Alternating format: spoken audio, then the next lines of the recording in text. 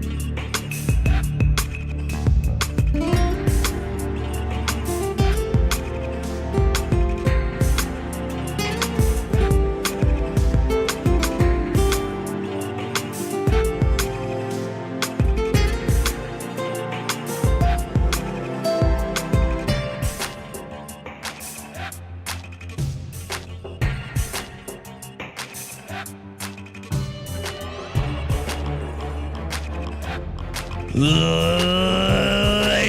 and gentlemen, welcome back to Iron Age Nights.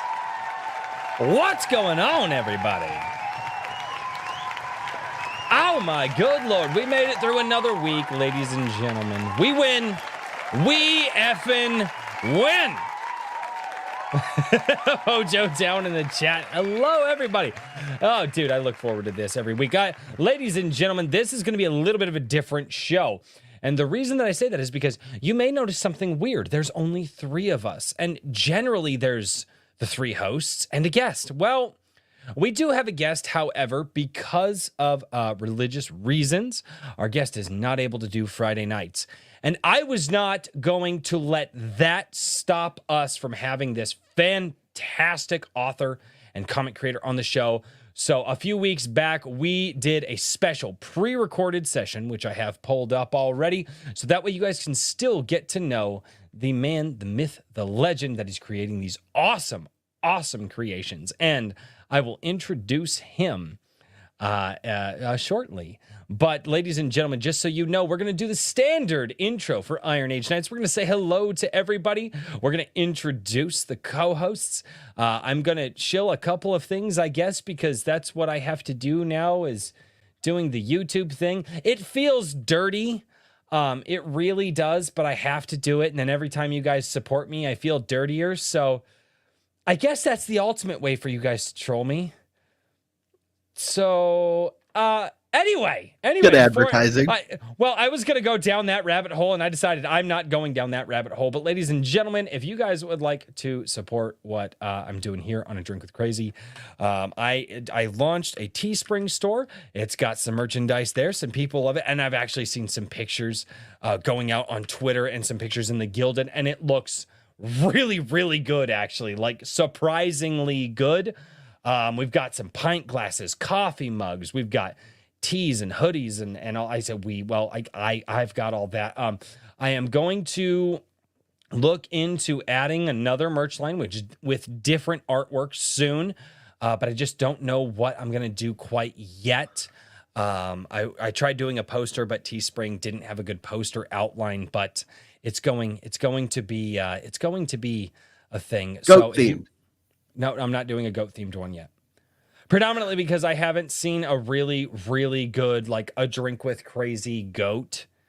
When we can make that happen. Like if Neutron Boar like drew in A Drink with Crazy goat that's like wearing my dad's jacket, that, you know, because that, for those of you who don't know, the jacket that is in this photo, it's currently upstairs in the closet. That's my dad's jacket. He gave it to me. I wore it in a, you know, and then the green shirt was just Neutron Boar's flavor. I actually went out and bought shirts specifically for that because I was like, oh, okay, I gotta wear the green now. But I will figure out a new artwork and new merch. But I would love to let everybody know. Check out the Teespring store.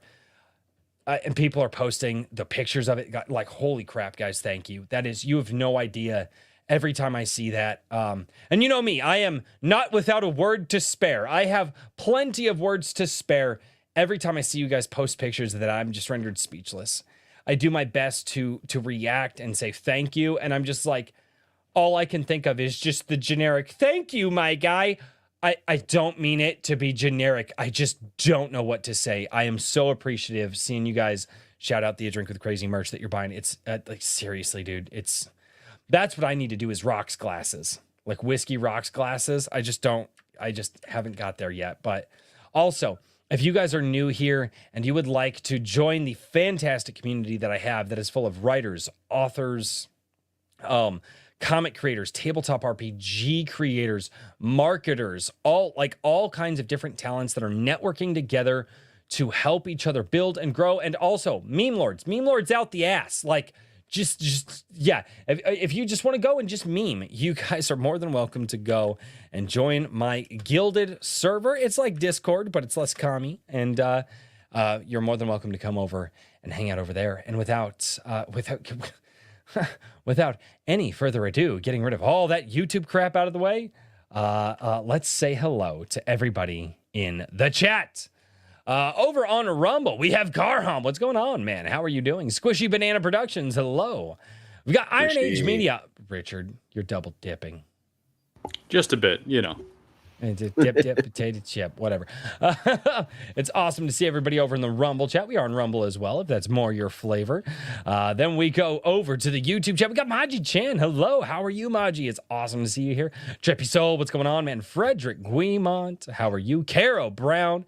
Caro is a new member of the community, but just unbelievable her activity in the community and kind of helping me out with like thumbnails and stuff like that behind the scenes. I'm just going to give it a little bit of that shout out because it's really, really cool. Just some of the feedback that she's given me to help me like up my promotion game on the channel. Because the way you promote yourself is thumbnails and titles. And she's been helping me behind the scenes. Unbelievable help from Caro. AS Bruner, what's going on, man? RH Snow, the Iron Age Queen herself, has been dubbed by this channel. An absolutely amazing woman, hugely inspirational. People who watch that, which is Iron Age Nights episode 18. Iron Age Nights number 18 featuring RH Snow. People who watch that get inspired. Like dead serious. It's the amount of feedback we got back from that episode was unreal. So go over to the A Drink with Crazy, the ADWC replay channel, and check it out over there. I wish I could leave them up live here on the channel, but YouTube does funky things when you leave too many live streams up on your channel. I don't know why YouTube do the funky things, but they do. So I pull them down from this channel, and I will never hide Iron Age Nights behind a membership. It will always be free for you guys to watch. So I just have to put them over on another channel, right? That's just, them's the breaks with YouTube. I wish that weren't so, but you will never have to become part of a membership or pay extra dollars to see this show. Because that goes against the authors and the creators that we're trying to promote. So go check out the ADWC replay channel. Timo Burnham. Damn, I said it wrong. Timo. I can't say it like that. Timo Burnham. What's going on, man? Tom Highland. How are you doing? Good, sir. TJ Marquis. What's going on, man? Raving Dad Gaming. Hello. Horizon Talker. What's going on? James Craig. Hello. Yeah, he says active chat already. Yeah, the chat was already very, very active. It's awesome to see everybody down there already. 10 Cage, what's going on, man? How are you? Oxen W, good sir. Rose, my lovely wife. Hello, how are you? She's down there already giving me shit. Hojo says, what's up? Who's drinking? This guy. I feel like he's like, who's got 2 thumbs and already drinking? This guy. But he makes his own beer. I need to figure out how the hell I can like do a drink with crazy beer with Hojo, and then he and I just like split I don't even know how he would do that, but like he makes craft beer, and I want an excuse to have craft beer sent to me. I just have to figure out the proper marketing scheme to be like, hey Hojo, what if John A. Douglas, how are you? Iron Age stonks rising. Yes, they are. Man. Redoubt Productions, man. What's going on? It's good to see you down there. Sir Ubi-san, how are you? Evely Music, what up? Oh my goodness, Lord, he's no shit, seriously active chat tonight. Holy crap. The Lord Otter, Chris Fisk, what's going on? Ladies and gentlemen, Maji-chan for $2. Maji-chan sends in a super chat for $2. Royce, you are funky.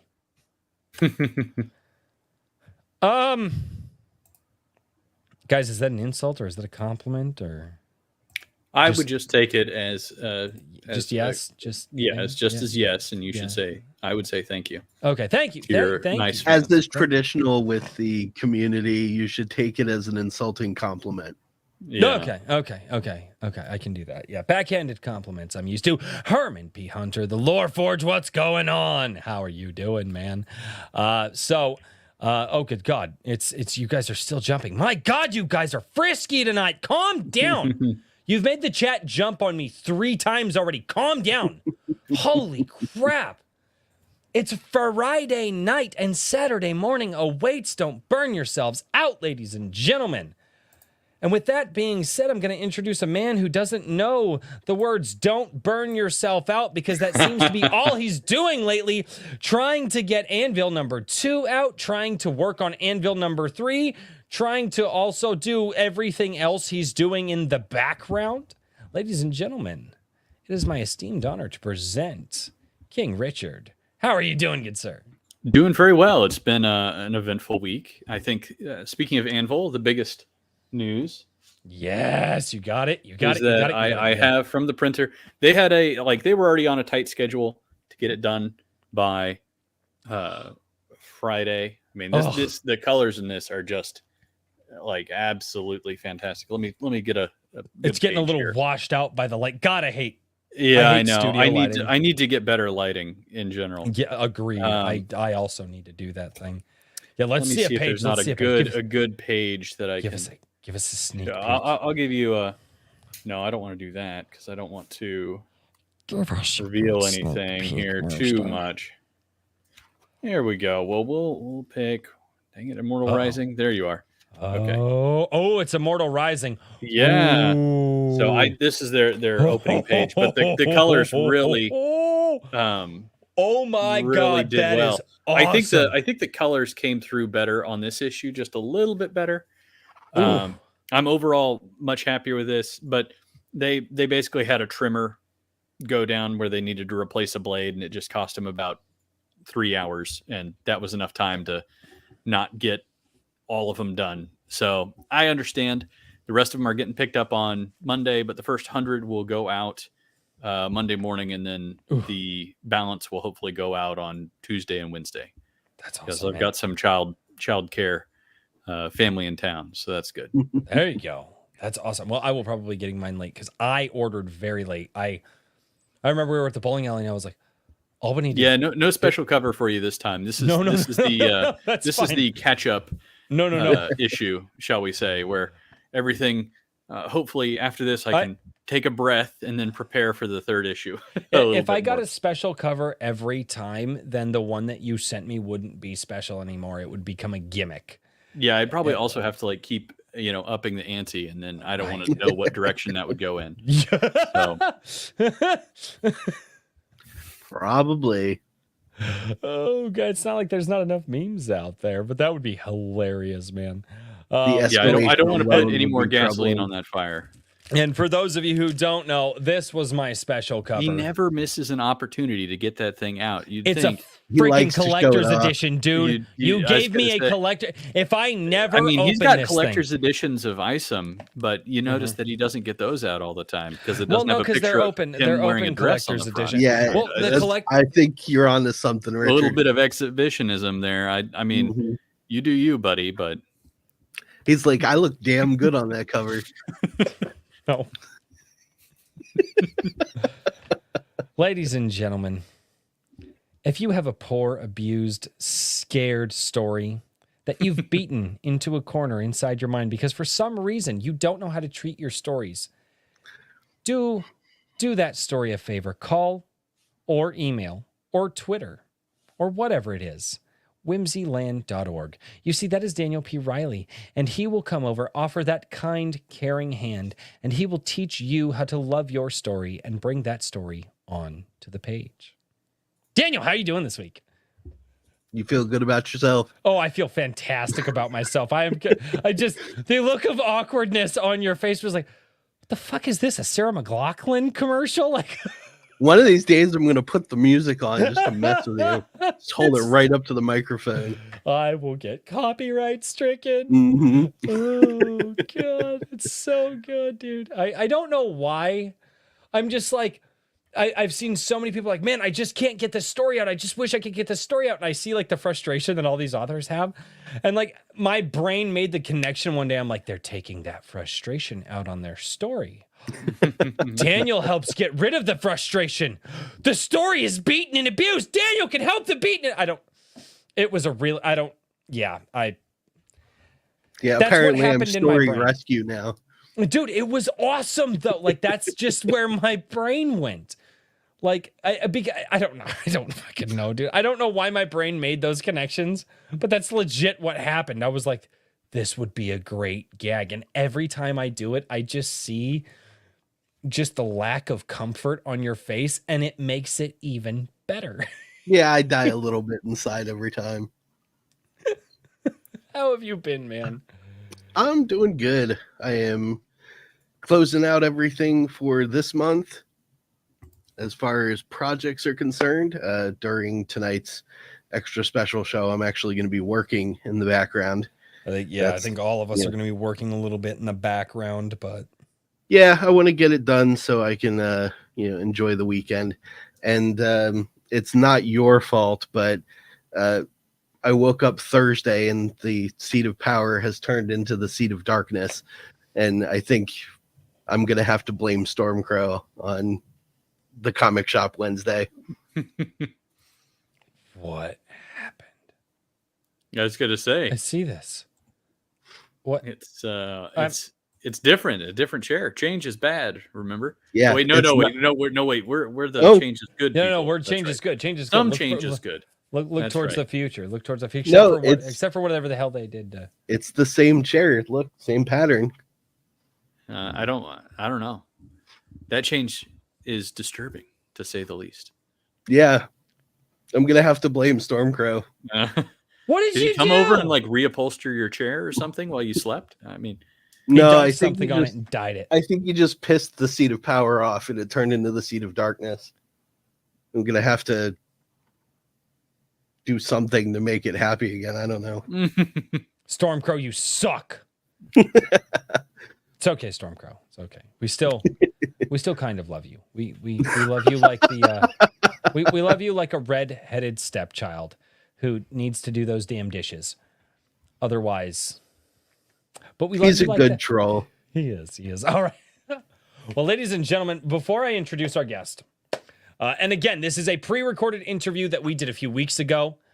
This will be awesome, I hope. Wrangler sent in a super chat for 20. And nothing said. He just drops 420 in the chat, and then goes over to Rumble because he has to double dip. But ladies and gentlemen, we are going to the present us is going to leave you with past us while we introduce you to Yakov Merkin, who is. I don't think I had a beard when we did this interview. No, we didn't. It looks different, dude. It's gonna look so different here in a minute. Like I literally have it pulled up over here, and I'm just like, we don't look. The seat of power is about to change again, though. It's gonna be weird. But shall return. Yakov Merkin, Ascendant Fiction. Nice. Many books out right now. He is working on Amaranth Angels. This week, he just dropped his fantastic teaser trailer. Is working on the full trailer. He wanted me to make sure that you guys knew that because he actually showed us a clip in this interview from his full trailer. Ladies and gentlemen, this is definitely not the usual format where we do a pre-recorded interview, and that is not something that I will say everybody will have access to a pre-recorded interview. This is very special exception. This is one, we all love the project that he's doing. He's an amazing person to talk to. This is a religious exception here. He said, I can't do Friday nights through Saturdays. And I said, okay, Richard, Daniel, can we do it? Can we make it happen? And they said, yeah, that's a good reason. We've actually had people say, well, Friday nights just, I don't know, Friday nights just aren't my thing. I like to just zen. And we're like, all right, well, that's not exactly a good enough reason to do a pre-recorded interview. This was a good reason. So ladies and gentlemen, without any further ado, it is time to introduce you to Yakov Merkin, the man behind Ascendant Fiction and Amaranth Angels. Hopefully you guys enjoy this, and we will be here in the chat talking with you. And if you have any questions for him, make sure to ask. Tag me in the chat the questions. I will be reading all of those after this interview because he is going to go in the comments of this live stream and answer all of your questions, which you guys know what happens then. I read them out on Sunday Coffee. So, ladies and gentlemen, be active here because you have a chance to ask him questions. We will make sure to read those out, and he will be here answering your questions. So, ladies and gentlemen, I introduce you to Yakov Merkin. It is not showing up. Why? There it is. All right.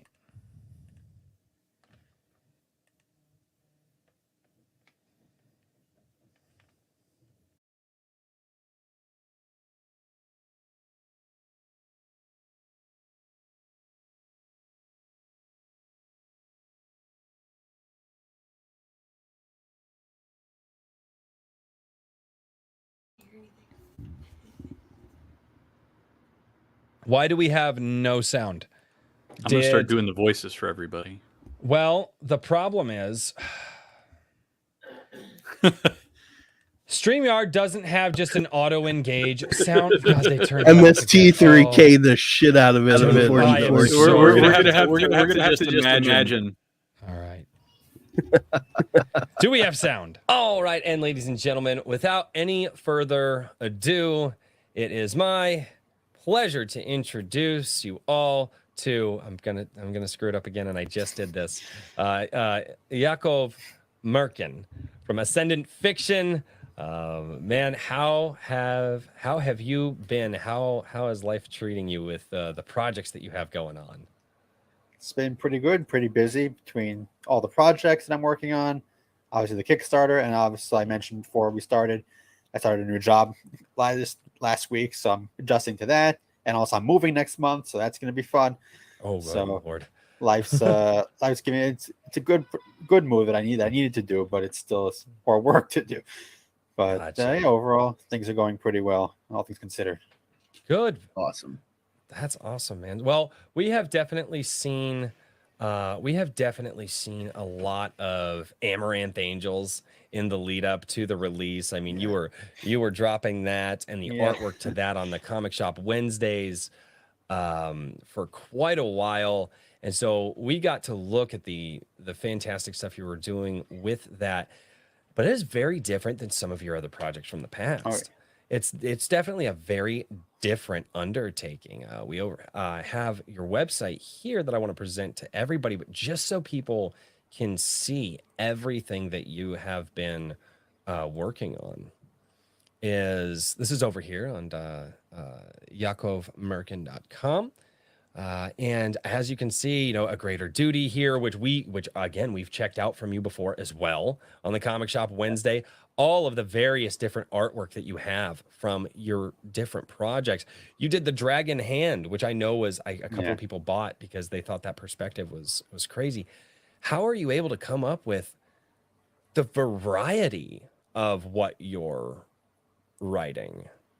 From project to project? I don't know. It's like a hard question to answer, and also I guess an easy one to answer at the same time, because I grew up, on sci-fi and fantasy stuff. I grew up watching Star Trek and then Star Wars, and playing sci-fi video games and reading a lot of fantasy books. I read a lot of epic fantasy growing up, like Wheel of Time. I read that a long time ago, So and Brandon Sanderson books also a lot of also epic fantasy. So those are the two genres that I was mostly attracted to as a fan. And then obviously once I decided that I wanted to write my own stuff, then I kind of started off in those genres. Like Galaxy Ascendant series is like Star Wars style sci-fi with mixes of other sci-fi. There's some Star Trek in there, there's some Mass Effect in there, but and then Dragon Hand is very much an epic fantasy. And then more recently I started getting into anime stuff. Like in 2019 I got back into anime after like a decade of not watching anything. Oh wow. And then a couple years later I decided I wanted to do my own light novel series. That's where Light Under Another World came from. I got a fantasy isekai series. And then I'd always wanted to do a Starfighter story, because that's the best part of Star Wars. And so since I'd already been doing anime style stuff, and I like my artist style and I like working with him a lot, and it's a little bit easier to sell also, I decided I might as well do a manga with Starfighters in it. And That's so between cool. that and between my favorite anime, which anybody who's seen my YouTube channel will know, is Girls in Panzer, which is like a cute girls doing military things show. My buddy. So that's kind of where you and came in. Convoy Bebop would get along quite well. So I'm a Robotech guy, so I was curious about the starfighting and the ships for Amaranth. And the design, sorry, go on, Richard. Oh, I was just going to ask two questions. First of all, are you a fan of Gunsmith Cats, or have you heard of that? I've heard of it. I haven't gotten a chance to watch it. Okay, it's only like 3. It's very quick.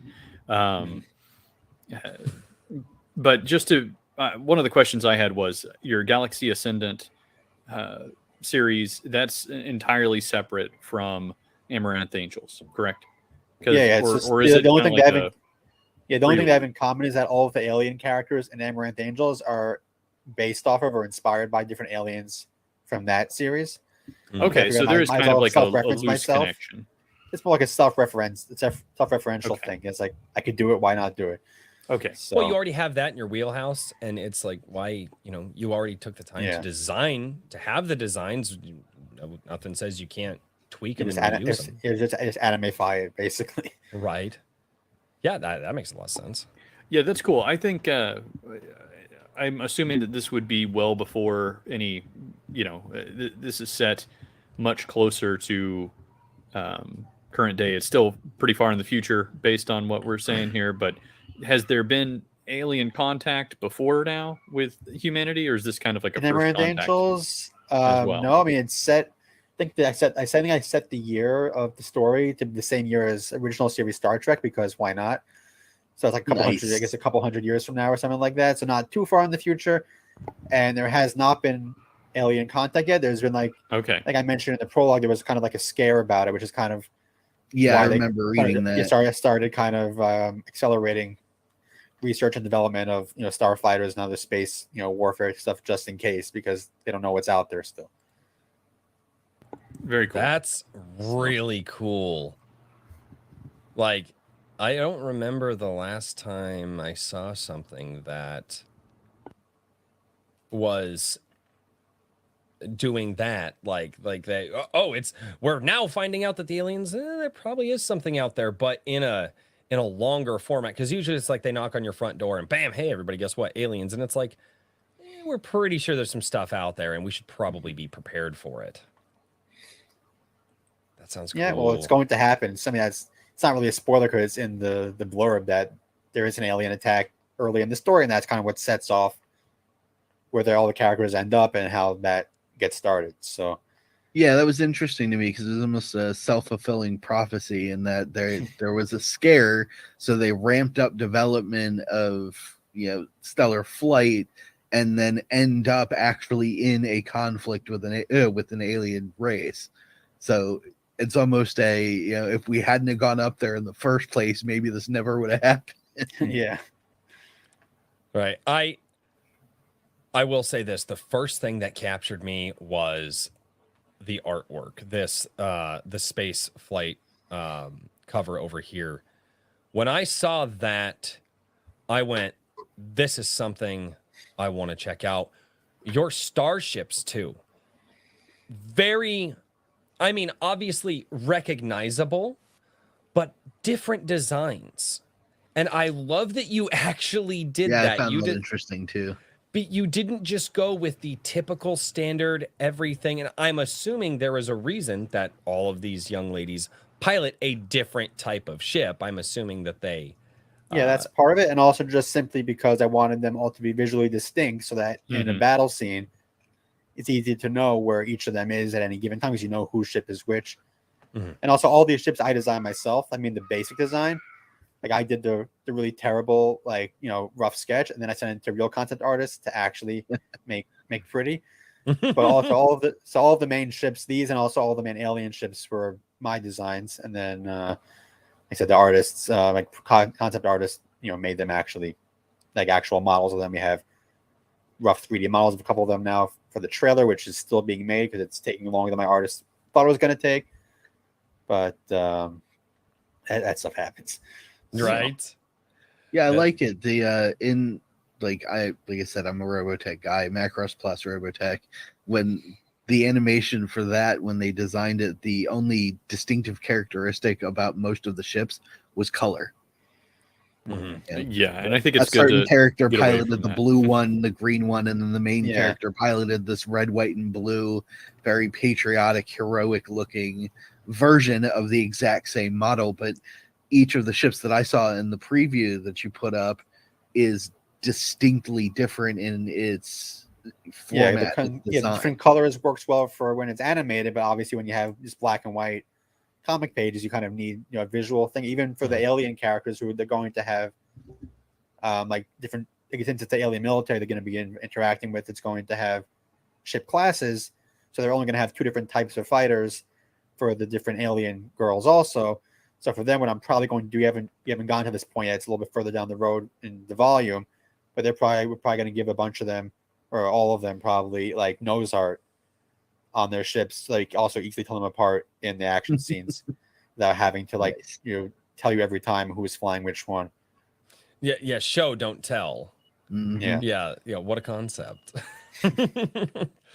No, and that was one of the things too, is seeing the interiors, and like I said, I do the slow scroll because I like this and I feel that it's more dramatic, but seeing the interiors and seeing the different covers that you've done, and the way that you're trying to make this something that, although it is in black and white, it just pops, because we've covered the interiors a few times on the channel, and that's one of those things that I'm like, all right, whoever this guy's artist is, like they're gonna make a name for themselves if they already haven't. I hope so. Yeah, he's really, really good to work with. I mean, like I don't know if I guess I think it's a personal choice for him. He doesn't really have any really active social media right now.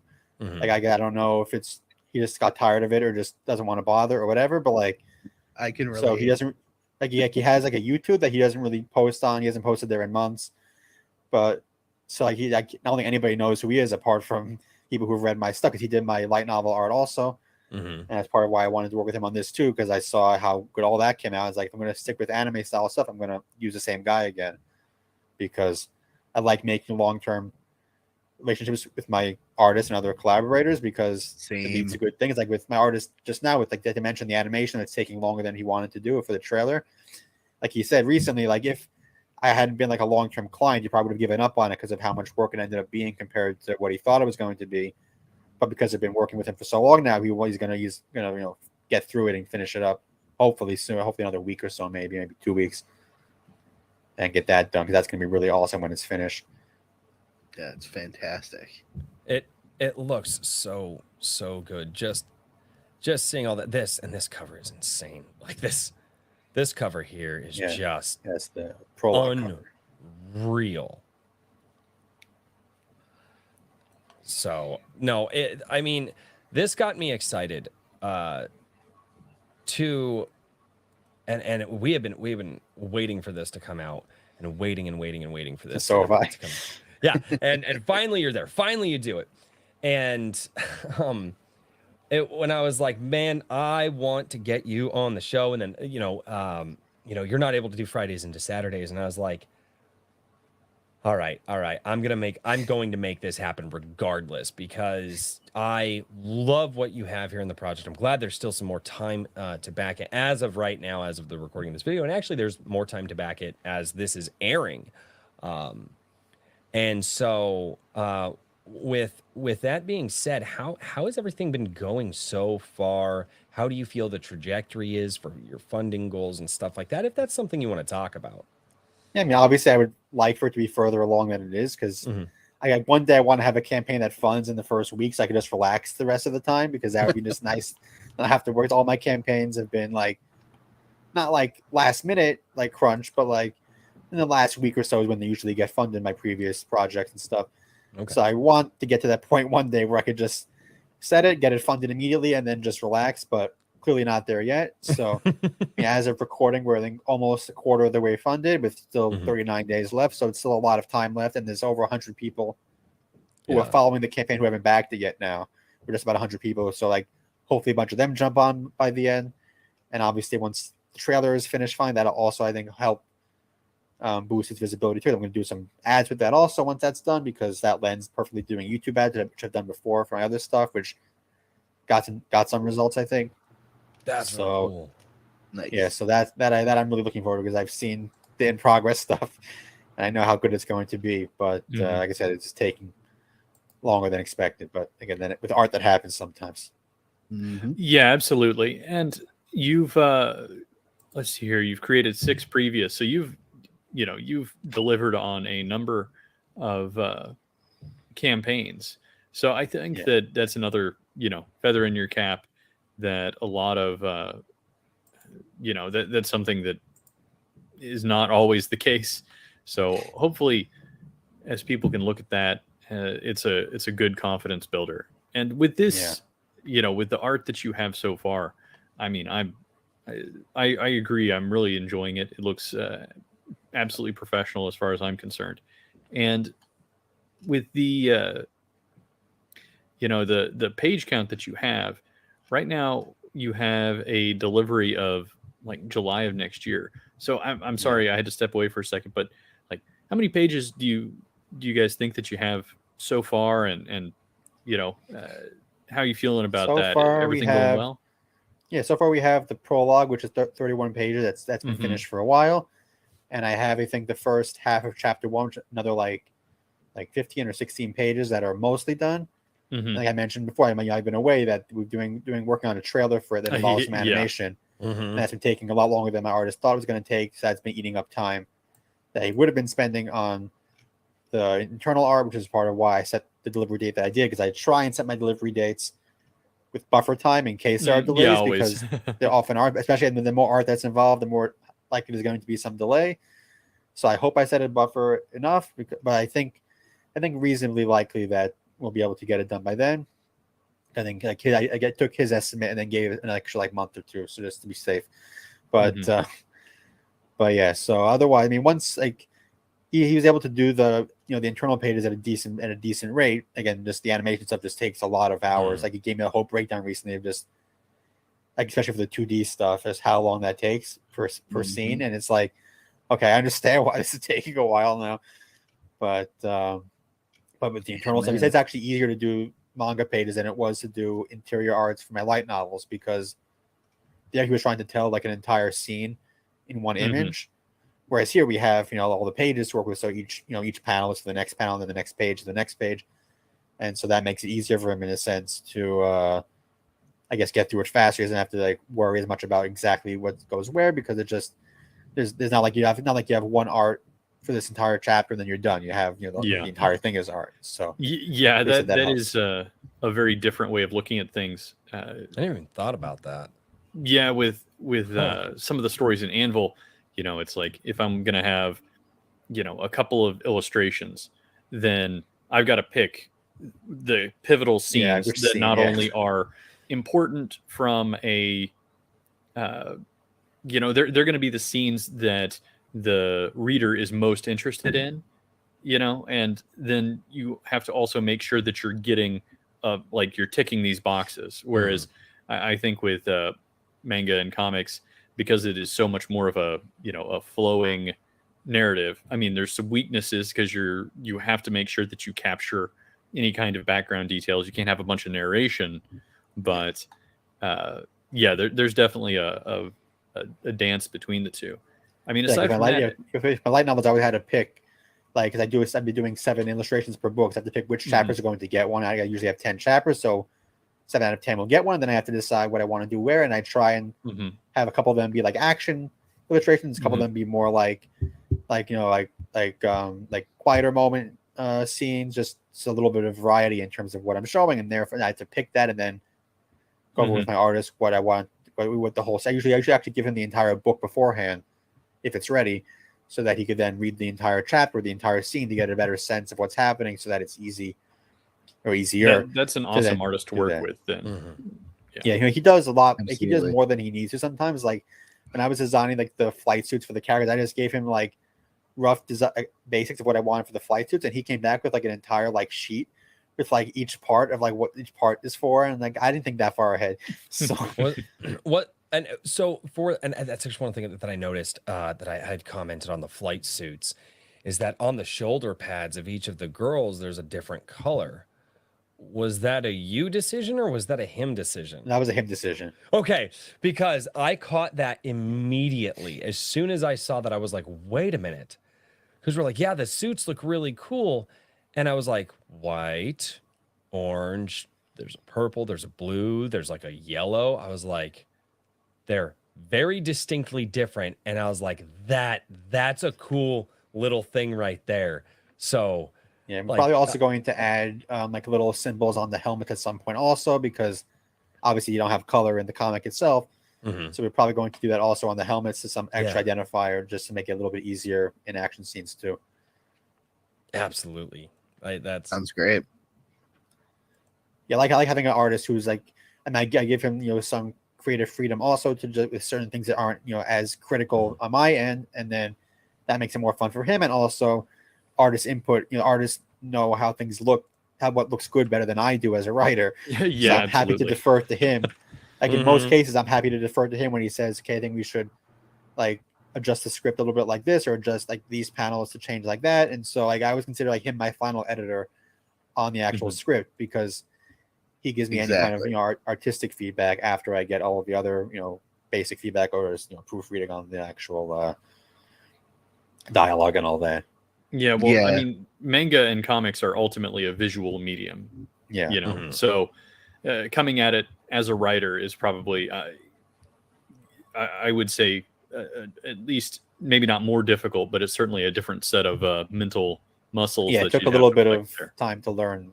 Yeah, how to so like it's visualize awesome that some you're of these collaborating in that way, because I mean that's really what you want to be doing. Yeah, Absolutely. That's what I was doing with mine. I believe from when I was looking at the page, you've said it was about 200 pages. Yeah. Just about. So is it the full story? No, this is volume 1. I have I don't know how long it's going to be. I don't know how long it's going to be exactly yet, but I have plans for several more at least. Nice. Like the pacing of comics is also something I'm getting the hang of also, but like I have like the one volume is all said, that script's been done for months now. And then I have my basic bullet points of where the story is going to end up by the end of like what I have planned, and then I also have some rough plans for where it could go beyond that if I decide to go there, or if I want to do something else instead. I'll see when we get there. That's going to be a while off anyway. Yeah, it makes sense. I was curious because I was having the same issue working on mine. Decided to basically crush 2 chapters of the book adaptation comic into an individual 24-page or 25-page floppy. So trying to figure out the pacing to do that was one of the biggest trials. That going back and forth between the novels that I'm reading, the novellas and the comics, I actually just got done. I don't even have the review out yet. The review, as of the recording of this interview, I don't even have the review out yet, but I actually just got done reading Crimson Wren from Clownfish TV, and their pacing is so much different than other people's pacing, like Eric July doing Isom. And then that pacing is totally different than some of the books that I'm reading. And so I don't have a good gauge for that. I can tell you that if I'm reading that thing in that moment, it might feel quick to me, but to try to gauge it off of somebody else's, like, that's just something that I think reader feedback is gonna be very valuable there. Yeah, it's wild. So- I mean, especially if you're doing something that transcends from one form of media to the other, like a book adaptation into a comic, you've got roughly 20 to 40 pages if you're doing like 2 chapters of a book in one comic, 20 to 40 pages of information to convey with imagery in a 24-page floppy. That's something that you really have to dig on. I didn't see that you're doing an ad. Yes, I have a couple different like higher tiers for either just a regular ad in the book, or also there's like a couple pages where they're inside. You scroll a little more down, where they're on the space station earlier in the volume. They're like in the space station like mall area where people could put like little kind of ad stuff. Cool. Sorry to cut you off, Daniel. I just saw that. No, actually, that's great. I might actually have to put in for that, because that dovetails pretty nicely with mine. Yeah, there was I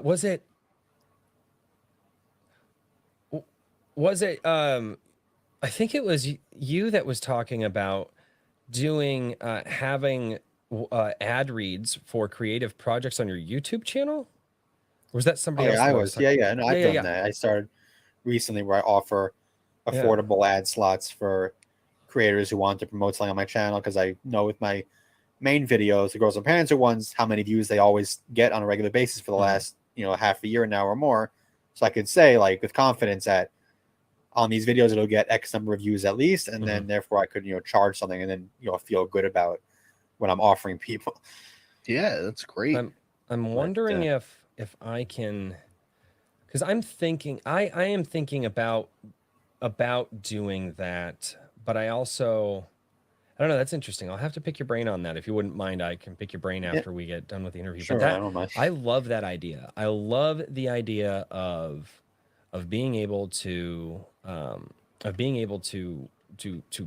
do this for other people, not just have whole ad slots, but to be like, hey, we actually have an area where you can legitimately we can just figure out an ad that we can put in little micro. Great idea. That's because for a while now I wanted to see like small to mid-sized channels that were willing to do that kind of thing to promote indie creators, especially in the same sphere, because also, as everybody knows, like shill streams tend to get boring, but just talking about your books all the time, people don't want to listen to that so much. Whereas if you just do a short ad in front of the video, it's like maybe 30 seconds to a minute long at most. It doesn't take that much time, and it's more interesting usually than like generic ads that other channels might have anyway, so people might actually want to watch it. Right. And product placement. Yeah, and just provide that opportunity. Then I don't know how, I mean, no way to tell how well it'll do, obviously, but people get to decide if they think it's worth trying, and then if it goes well, it goes well, and if not, not. But that's that's out of our control at that point. I'm gonna have to pick some people's brains on this, because I like this idea a lot. Not only also, that, I wanted to have like a tier that also offers some kind of like backer like involvement in the book itself, because in my light novels I've offered a high reward tier of like create like a side character that it'll appear at least once, and then they get like original art of that character also, so that I could do there. But because of the nature of this story, I couldn't really offer that, at least not at this point, because of just how the story is going to play and how many characters there are and all of that. Whereas in like a fantasy story, there's a lot of side characters everywhere around that I could just find a reason for someone to be there. Here I can't so much, so I wanted to find another way to do that, and so that was the workaround that I had for it, basically, to have some kind of way that backers could actually put a little bit of themselves, a little mark in the story, whether it's for an actual, it could even be for like an actual project, or just something for fun. They want to just put in like some kind of like silly sci-fi ad. Like I know, like, remember the Mass Effect games back in the day, they had a lot of like silly ads all over the place that like doesn't mean anything to the story, but it's just fun and it's there and just adds a little bit of flavor to the setting anyway. Yeah, that's cool. I like that. Yeah. And thinking ahead to doing that, that's That's value. Because I'm still having a hard time because this is a very new world for me. Like a lot of the stretch goals stuff, like, oh, if we make this much money, or oh, if we now I understand like the backer stuff, like, hey, if you back for this price, this is what you're getting. Like that I understand. But a lot of the stretch goal stuff, I'm like, oh, if we get to this point, we'll start producing this other stuff and so on and so forth. I like what you're doing here is you're like, look, there are different versions of the book that are, you're not really doing stretch goals, but you're giving value to people just in the off. And then when you start to get to the higher tiers, you're giving a lot of value to people because it's like, hey, for this price, you're going to be able to advertise your thing. So maybe somebody is like, well, I'm going to be launching my Kickstarter in July of next year. He's planning on delivering in July of next year. You know, like, or if they have a book out, they want to get more eyes on it. If it's a stand-up, they think it's a similar audience that might be interested, then that's really cool. That's what I'm thinking.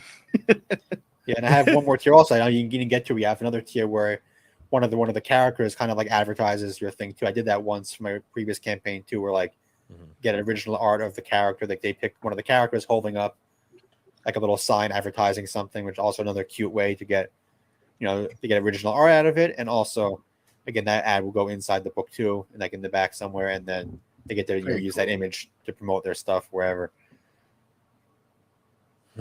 That's really cool. I like that. Yeah, I like it. So it's talking a lot of shop here, but I just it's important. It is important, and I think that's on top of just having the fun conversations and talking about life and the things that inspire us and all that. But there's a lot here for indies that they need to look into. They have to be their own master marketers. They have to be their own master storytellers. They've got to be. They also have to be, researching constantly and moving and bobbing and weaving and figuring out where's the best place for me to put my project. Is this the best place? Do I go on Kickstarter? Do I go on Indiegogo? Maybe I go to Fund My Comic, because there's a lot of different places, and trying to figure out where to go to get the most eyes and who to talk to and things like that is definitely something that people have to pay attention to. So true. Talking shop is kind of one of the things that a lot of people might not realize. There's like, oh, because there's somebody in the audience right now. There's somebody watching this right now that's going, that's a good idea. I could do something like that with my project.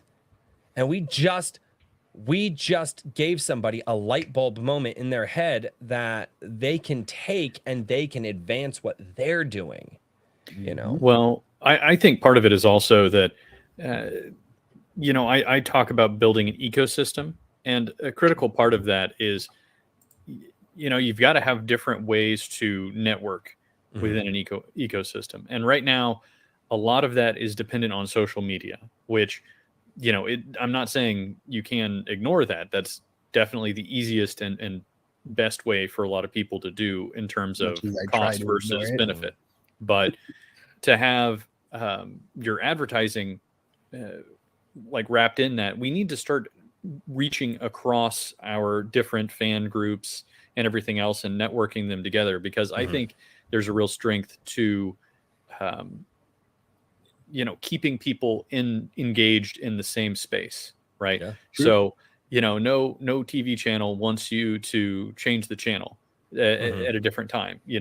They want to try and keep you on that channel. They want to try and keep you in the area, and I think that as the Iron Age and the indie space grows and becomes more and more professional and more productive in terms of their output, then I think that there's going to be a real need to start, finding good ways to do cross promotions, cross advertising, and look at each other's fans, not as though we need to scrabble for them, but this is my fan, nobody else can have it, but because there's no way. I mean, even a 200-page, exactly, like a 200-page manga is going to take you and your artist a long time to crank out.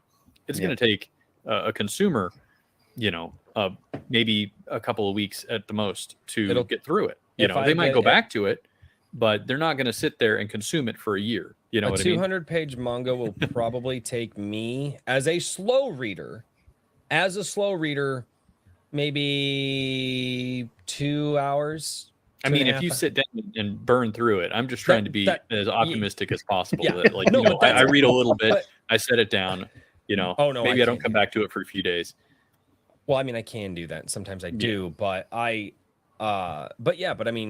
but that's how I'll do it is I'll get through it in 2 hours. And now I'm like, well, I need something else to do. Oh, there was an ad in his book for something I might want to check out. And then I can purchase that thing. And we can kind of fill because so many people are used to having something every week or every other week or every month that they can have.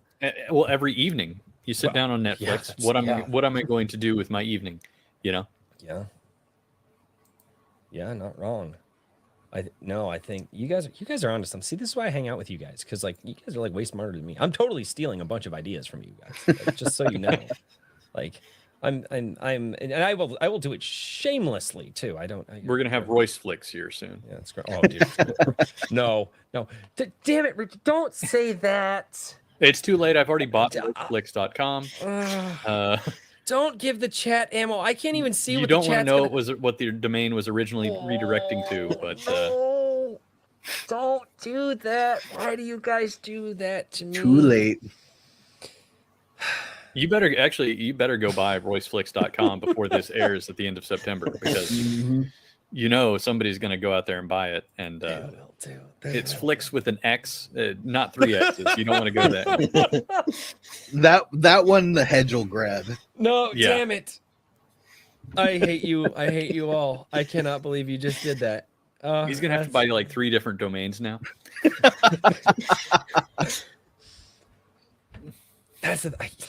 He'd do it, I think.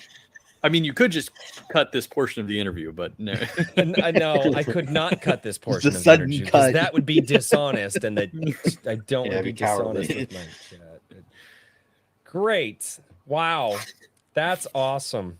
Sorry, I didn't mean to totally derail things. No. Now I'm going to get Amaranth Angels next year. I'm going to open up and there's going to be a full page at Royce Flicks. I'm like, you? No. Who did that? No. What happened? Oh. Actually, that wouldn't that legitimately would not be like a bad out of context like clips website. Like people come in, they clip the stupid crap that I say. I've got him started. No, as soon as you said it, I was like, this is exactly what that could be used for, because the out of context stuff that I say is, Only one thing to say though. He's gonna open Amaranth Angels up and find like a little hollow ad of Legend of Shalar. Oh God, you guys are probably you sons of. It's actually a thing. Anyway, all right. Getting back. Also, if I don't sell all those little ad spots in the Space Mall, I could always put whatever I want on there too. Oh no! Oh no! That's true. No. Guys, go support him right now. Buy all of your ads. Put all of your ads in there. Don't leave me to work. The new campaign, Save Royce. Dude, yeah, my meme lords probably just bought all of them right now. Like my meme lords probably just were like, no, we're gonna buy all of them, and it's just gonna be memes of a drink with crazy the entire. Yep. I mean, that works for me. So okay.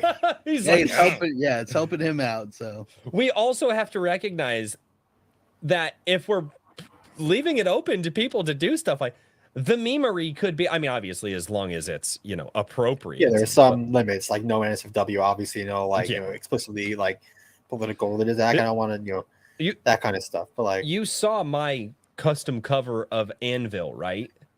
I think so. I don't know. It might have been a lot. I don't know if it was recently. I'm sure I've seen it. I was gonna say, it was only a matter of time. That's the memery. I had to open this live on stream, and at this point, the cat's out of the bag, so you might as well show people. But if you leave it open, the memery will obviously, like you said, it's got to be appropriate. Yeah, he's got creative control, of course. That's true. It's like, I know, I get that you paid that much money, but no, I'm not putting that in the book. That's why I said, on all that reward to say, like, message me first to make sure whatever you want to do is okay, and then back, just so we don't end up stuck in the middle somewhere. Dude, most things will be fine. Dude, I love that you're getting creative like that. I love your artist's work. I want you to make so much money on this thing that you're able to pay colorists to bring like Yeah, a that would be fully really awesome. colored version eventually. Like that. Do you think you'd go for a colored volume 1 first, or or would you jump straight into volume number 2? You know, like what I don't know. It where's depends on. I mean, it Kinda what the depends fans partially say? on how much it makes and Mhm. what my artist thinks if he wants to do. Because like he's done all the colors for the other stuff I've done. So I don't know if he want to do it or not, and how long. I don't know how long that would take. I'd have to ask him those questions. I mean, I'd probably be more inclined to do volume 2 first, just because Right. Mhm. I don't want to have too long a gap between. Because also I have my light novels. I'm doing more of those still, so we're gonna kind of leapfrog those a little bit for the next couple of years to Do finish you that off. sleep? Less than I should, but I do sleep, especially now. Dude. But, well, Good. the good part is, the good thing is about writing comics is once the script is done, it's not much work left for me to do apart from just checking updates and Right. improving stuff because Mhm. I don't do any of the art. So my hope is that while he's working on this, I could work on either the volume 2 script or my next light novels or whatever, and then just kind of again like he has more work to do for this and I have more work to do for that, and then just figure out what my schedule will be in terms of what I could get done, between work and everything else, and then also in terms of release schedule wise, what makes the most sense in terms of timing and other scheduling and things like that. So That's I do have awesome. plenty more to do. I mean, I plan on working with my artist. I want to work with him for as long as I possibly can. Doing more stuff in the style because he's been awesome to work with, and like I'm lucky I found him like in a random like freelancer.com is where I found him like a couple years ago looking for artists for my light novels, and like I don't know how I found him there. That site's terrible to like search through, so I found him kind of randomly, and I was like, well, I'm not letting go of you. Yeah, I mean, you find a good artist that you work with. It's like, I mean, you really want to hold on to those people.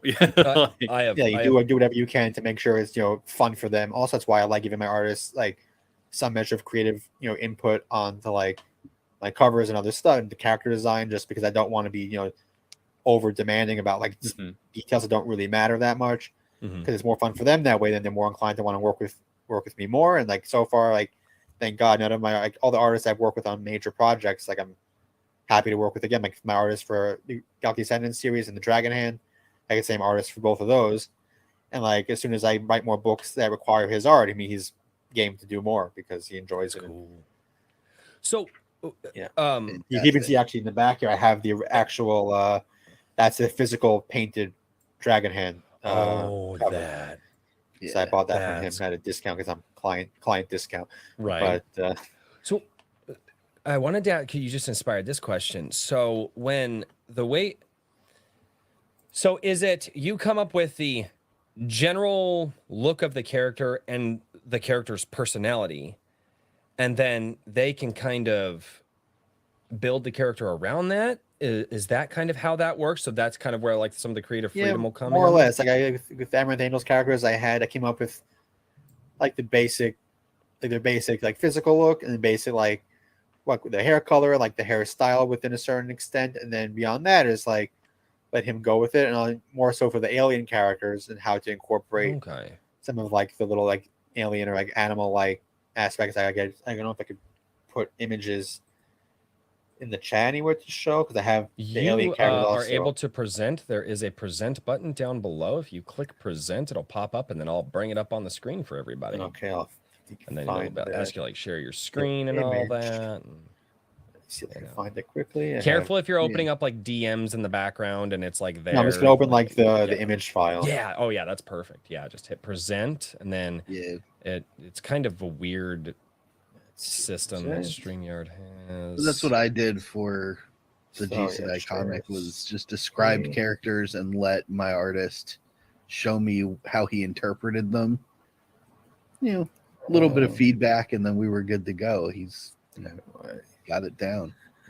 I have to find the right window. I have too many things open. I had 17 tabs open this morning. Just in Google. That's child's play. I have more than that. That was just Google. That didn't account for the video editing software that I had up. The other YouTube that I was uploading videos to, the downloads that I had going in the download folder and separating out Iron Age Knights and then my Star Shatter tabletop campaign. I think this morning I had about 30 things up. And I condensed. I'm down to like 15 right now. So It's not My letting entire me desktop is just full of virtual so sticky yeah, because notes. if you open up the image file and then go to StreamYard where we are, and then you hit present. No, but it's share not showing me screen. as a window option for the like Um, movie, like the image viewer on Windows here. So send it over to me on Twitter really quickly, and I can, if it's an Okay. image that you're, send it to me Yeah, on no, Twitter. I posted it publicly before. It's not like anything. Oh, okay. I, Well then, I just don't know where I have to go find like which tweet I posted it in like a while ago or something. Okay. But here, I'll just send it on Twitter DM Yeah, now. Yeah, shoot it to me in a DM, and then I'll just download it really quickly, Yeah, and then yeah, just sent that- it. Oh yeah, I think I have seen one. That one looks baller. Save image as, save it in downloads. Go over here, pull up my That's StreamYard is just really not fun doing it like this. They can't make it too easy to work with, or else people would do too much. Right? Yeah. Save image as. Why is it JPEG small file? Why isn't it JPEG small file? Why? It makes no sense. Open. Yeah, I can try also just opening it into a tab on my screen and then sharing that tab. That That might work too. Yes. Yeah. It's for some reason it's not. don't have your credit card information and whatever your equivalent of a social security number is. Yeah. Just open it up in a tab and then present that tab. Yeah. What the hell? Why? Dude, StreamYard sometimes. This is way too good of a picture to. This is poster worthy right here. And I happen to know a few people that are probably in the chat right now in the future. They're in the chat in the present. We're in the past, but we're talking about them in the future. So, and there it is. So, Don't hurt yourself on that rabbit hole. It's how it is. That looks so freaking good. But I know some people that would probably want that as a poster because. Yeah, I may also be adding them because right now on the campaign I have standees as an option, but I only have the human characters right now. Mm-hmm. Partially because I didn't want to overcomplicate things when I launched the campaign, but I might add these anyway, just because I guess it can't hurt at this point. I figured out more or less how to arrange it, and I guess again, it's just an add-on, so it probably won't be that annoying. Right. It won't overcomplicate things too much. So I probably might be adding that maybe sometime this week or maybe next week if I don't have time this week. But I figure I might as well. But, awesome. So like with all of these, like I said, I gave my artist like some basic concepts I wanted to have and like a basic like hairstyle or some color scheme stuff, and then I let him kind of give me what he thought, like, and then I gave him any kind of feedback I had, and then went back and forth once or twice, and then just settled on the different designs. So these are all the rest of the main crew for majority of the series, basically. That's such a freaking cool design. Dude, your artist is killer, man. Yeah, he's so good. Holy crap. Like, I've seen a lot of good ones. I've seen a lot of good ones recently, and just, I'm very, very happy. I'm very, very happy that a lot of the mainstream corporations seem to be failing, because all of this talent that's out there, I think would have been sucked up by these corporations had the corporations not failed as hard, right? Because the one thing that corporations don't want is competition. And so they'll find people like this that are just this fantastic, and they'll give them some, job to keep them busy so they can't. Now they're failing so hard, nobody wants to even work with them. And now guys like yourselves are being able to produce and write at that and get this stuff out there. So I just think this is just a really fantastic whirlwind and I don't know, kind of just a really fantastic storm that just is producing that is taking indie works to new heights. Yeah, because there's so many talented artists out there, and a lot of them are well known by now because they have followings. A lot of them don't, and like if you find the ones that don't have big followings, you're more likely to be able to actually afford to hire them. That's the other thing too, is someone who has a big following, understandably so, they have much higher rates for everything. It's not affordable for a lot of indies. But whereas, like I got lucky with my artist, like I couldn't find anybody better than he is for like the rates he asks for, because that's just what I have an artist I want to hire, I ask their rates. If I could pay it, I pay it. If not, I move on. And so that's just how that's how it works. I'm lucky that I found him when I did, and if I didn't find him where I did, I wouldn't have found him anywhere, because like I said, he has no social media presence really. So it all just worked out really well in that sense. Like I said, he's going to be great to work with in terms of his own input, and just he does seem to genuinely enjoy the projects I'm working on too. So that's also makes it more fun for both of us. Definitely. That's awesome, man. Dude, I have been so excited for this project. Actually, just now I sent it to my wife. I was like, "Hey, this is one of the ones we need to back." Which my wife just kind of looks at me. She's like, "Again." Well, by this time in the future, the goat will already be living. We're not talking about the goat again. Oh, you guys suck. Yes, we are. Yes, for those who are unaware, this is being recorded the Sunday after the Rippaverse team, the Iron Age Knights, and the goat thing is still very much in the zeitgeist of the conversation. And will be for some time. I was going to say that I'm preparing pint glasses. I saw that. I'm sorry, but well, I don't know if I have any more questions for you at the moment. I don't know if Richard and Daniel do. Well, I think that the main thing that I wanted to talk about, or wanted to ask you left, is as far as your tie-ins with the light novels that you do have, which you said is kind of more like a reference. Is there ever a, I guess the one last thing that I was not clear on, is there ever like a convergence point where these things do exist in the same universe, or is it just kind of like you drew from those? Yeah, not really planning on it. I mean, anything could happen, I guess, but like, no, because my space opera books are very separate from my gamma anime style stuff. Yeah, the Dragon Hand in that series, there is a connection to some extent, but not giving away anything about that. But there's a connection. But in my anime style stuff, at least for now, they're all self-contained. But like again, I will draw on myself, for references, because I might as well reference myself. No one's going to complain about that. Right? Yeah.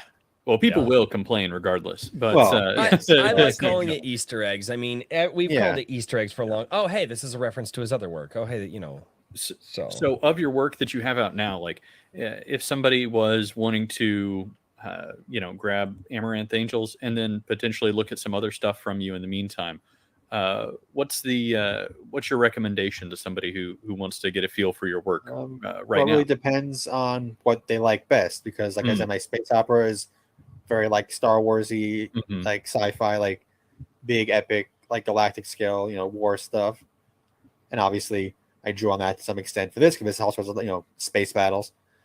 And then whereas my light novels also, it's more anime inspired stuff, and like a little bit lighter and like simpler story where it's just only one viewpoint, not like space opera books have up to like one of the books has like 9 viewpoint characters in it, so those get kind of complicated in terms of all the different characters, whereas light novels have one first person viewpoint, very simple. And then the Dragon Hand, again, is anyone who's like an epic fantasy enjoyer. I mean, there's only one book for now. I'm working on the second one I'm starting to work on the second one finally after way too long, so I hope to get back to that at some point in the next year, if not sooner.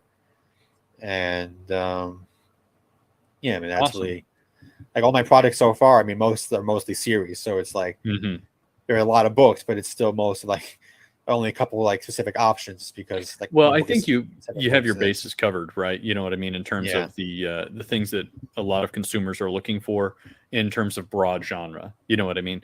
So I think that's great. I just want to make sure that people have an easy kind of guidepost to go to if they're looking. And also all my books are available as add-ons in the campaign also. Okay, and the books And the books that are already out, those will go out to backers right away when the campaign's over, and once the funds clear, basically. That's because fantastic.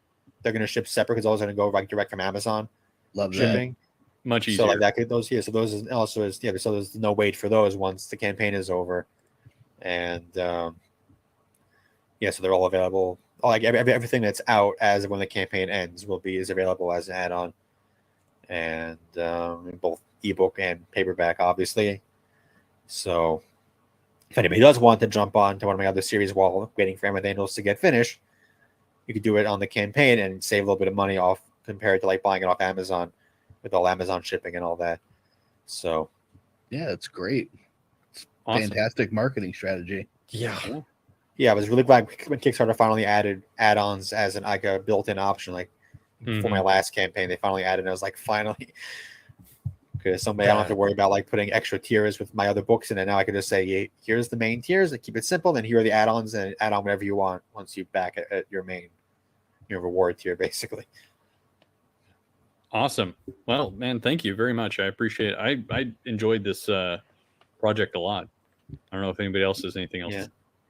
No, I'm I, blown away by all of it, and I'm really looking forward to I'm this. gonna have to talk to him after the show.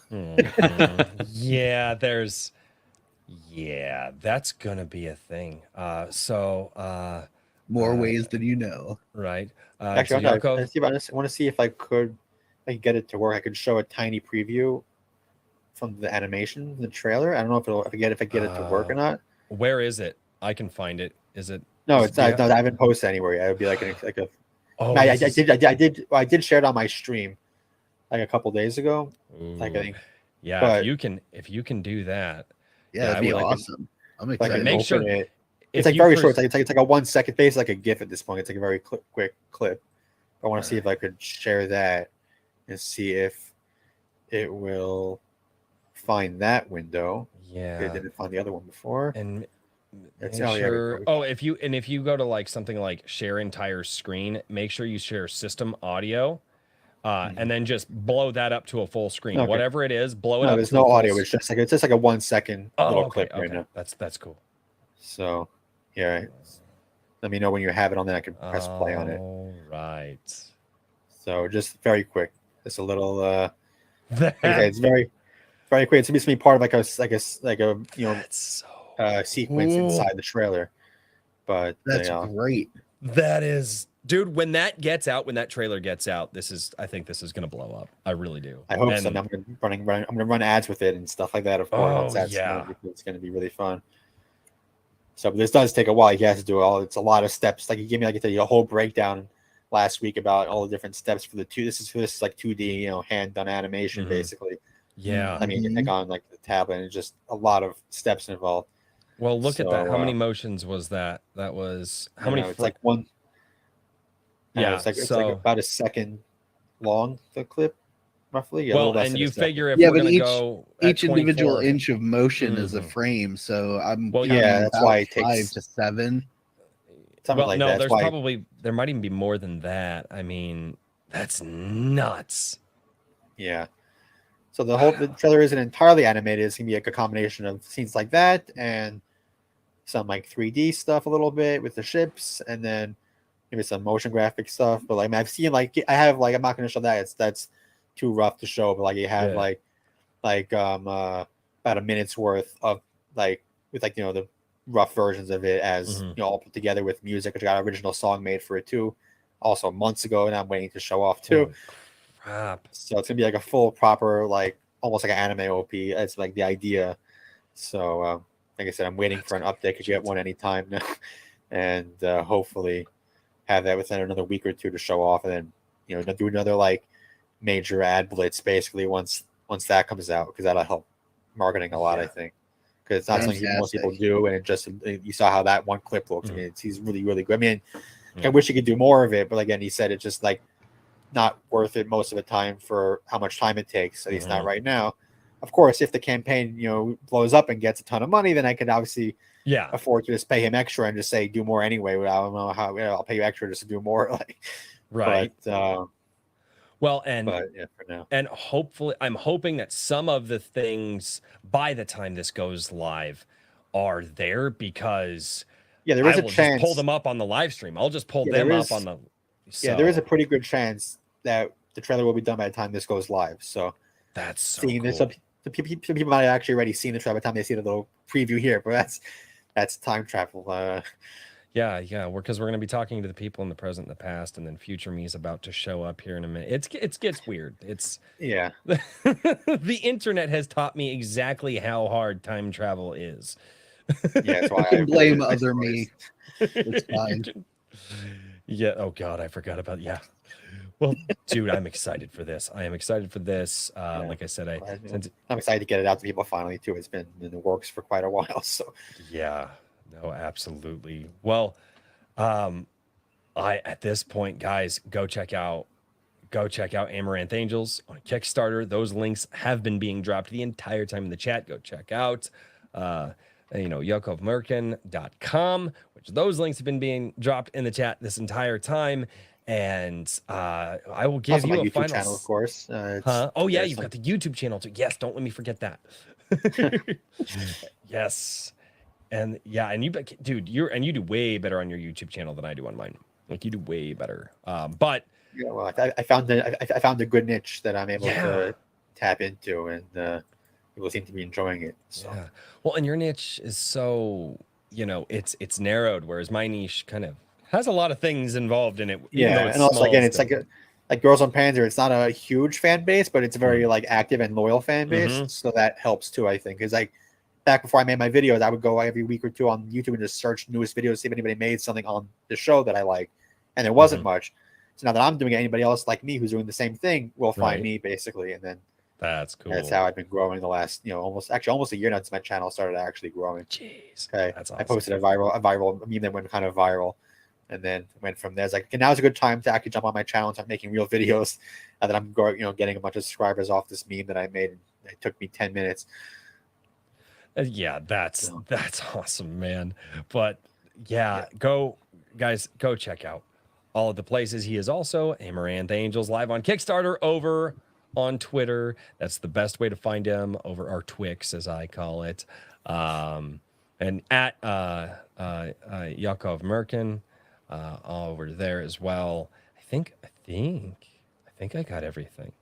Yeah, we just need to say, back to our future selves. Yes. Yeah, back to our future you, Bob. Yeah, back to you, future Royce. No, I Back don't to the future. know. No, wait, Maybe no, I'm hold on. dead. Maybe I'm dead by now. I don't know. It's kind of dark. Thank you so much for being here, man. Thank you so much for making time for us. And Thank you for having me. Thank you for arranging this. Yeah. I mean, and tune in. And if the chat has any questions, ask those questions here. Leave them in the Yes. comments section of this live stream, and he will be able to answer those when he has the time. And man, this has been awesome. So thank you so much. And thanks again. yeah, Back to the Future.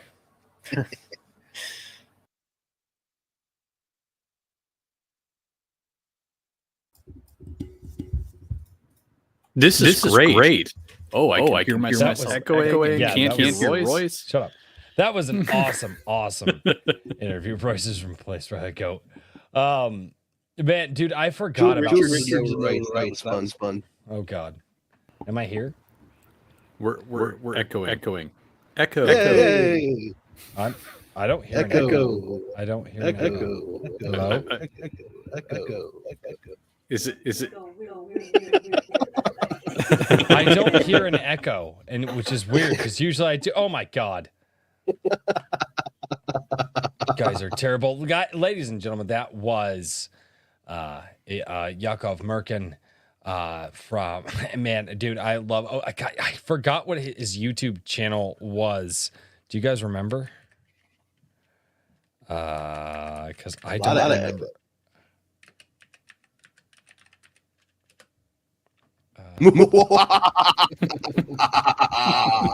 No, that's not how you do it. Yeah. This is going well. Yeah, it's going very well.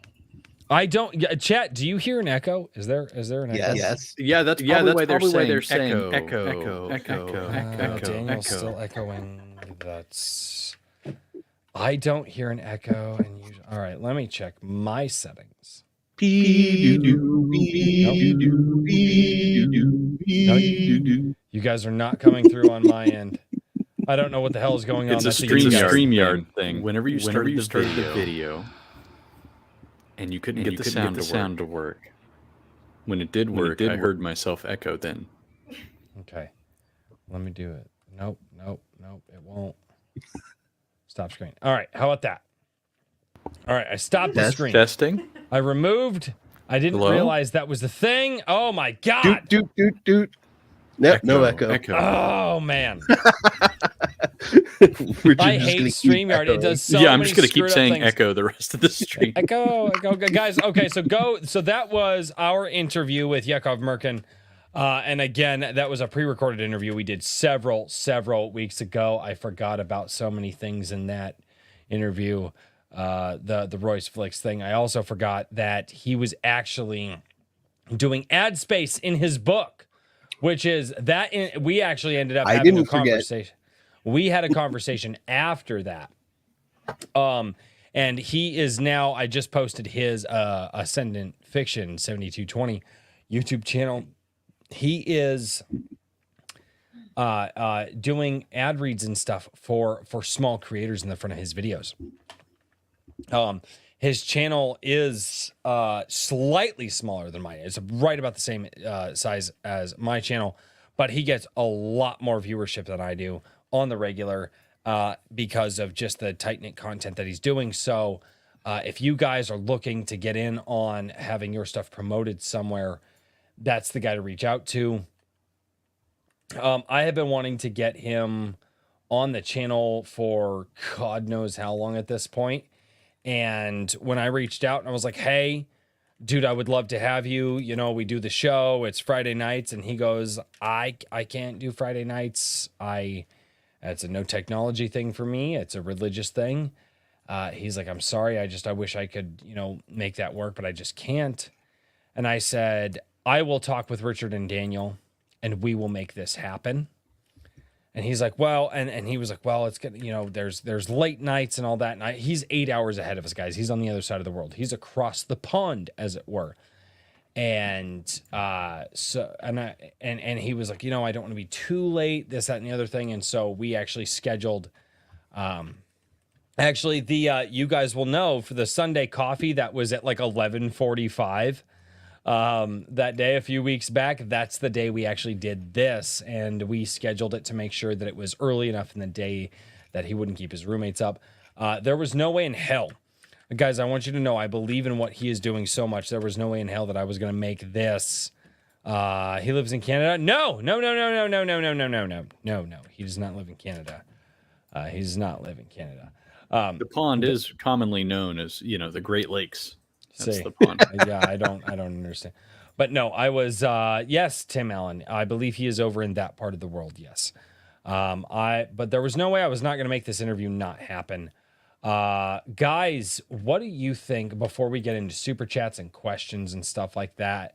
Having been reminded of this interview, what did you guys think about? What do you remember from that? Is there any more questions that kind of pop in your head? Like, oh crap, yeah, I wish I would have asked that, because he's gonna watch this and he's gonna answer those questions in the comments. So, did you guys have anything that just kind of popped out to you? Like, oh crap, I wish I would have asked that during the interview.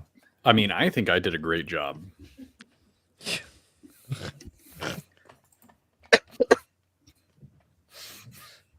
I mean, I don't know if I'd say the same for you guys, but personally, I was very pleased with myself. I never do a great job. So it's fine.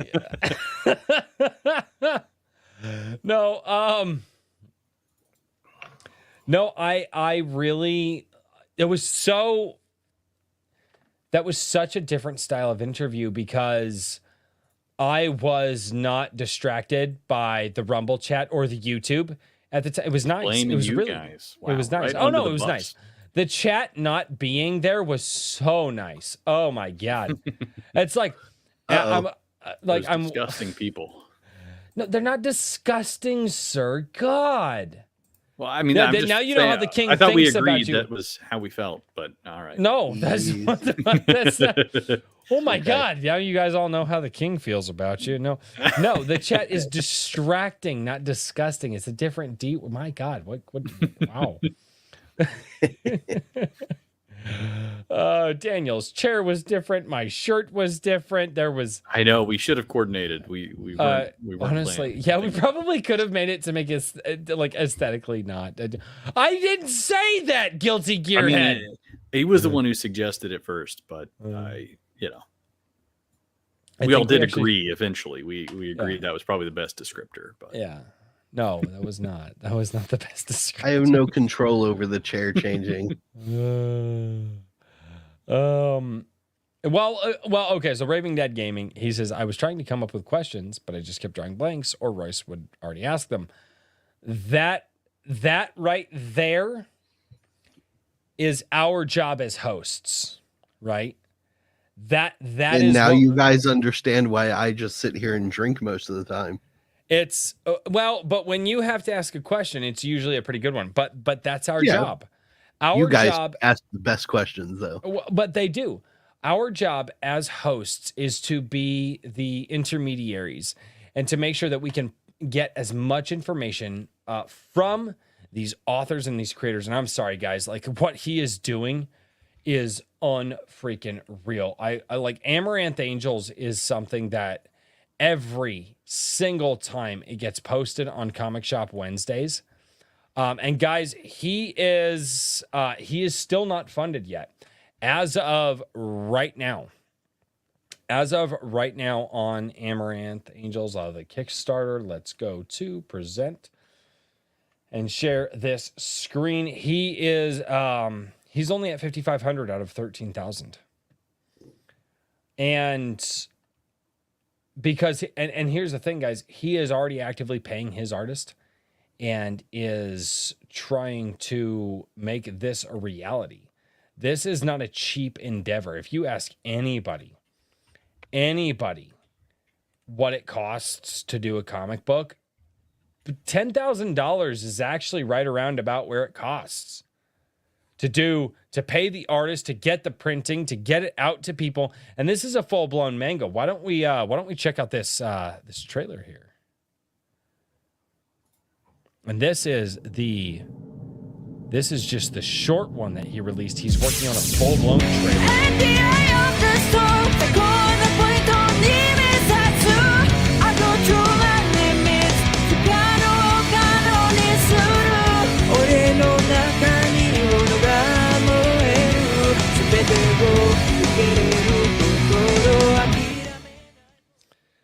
So, yeah, that's just the short 30-second teaser that he put out.